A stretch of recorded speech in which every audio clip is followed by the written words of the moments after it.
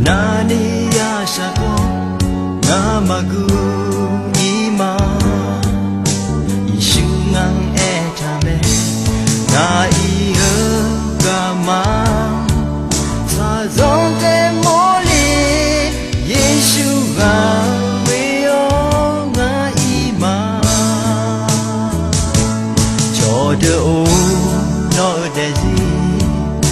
Achega tu dali Nelao Julao Ayam tersemilu Nyum ayam kena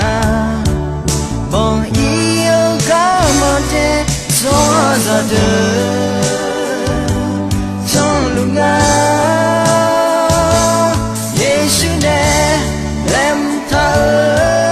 Gama Ima Wika Maja la kha che che te ja nữ sa o trong mưa gama yo me no de zi ga du yo me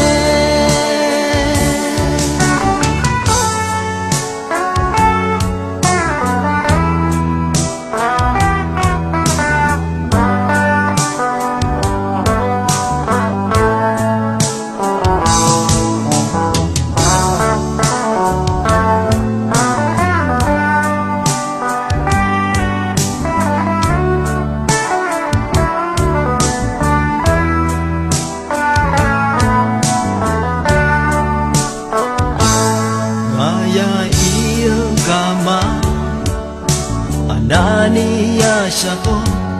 namagu ima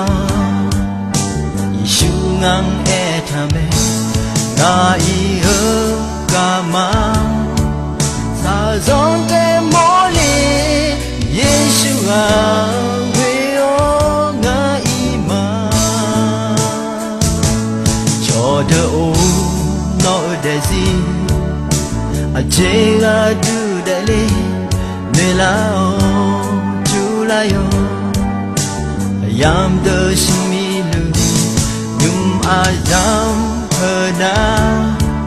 Bong iyo kamate Soazade Trong lunga Yesu ne Lem ta Gama Ima Kwega Maja la kha che che te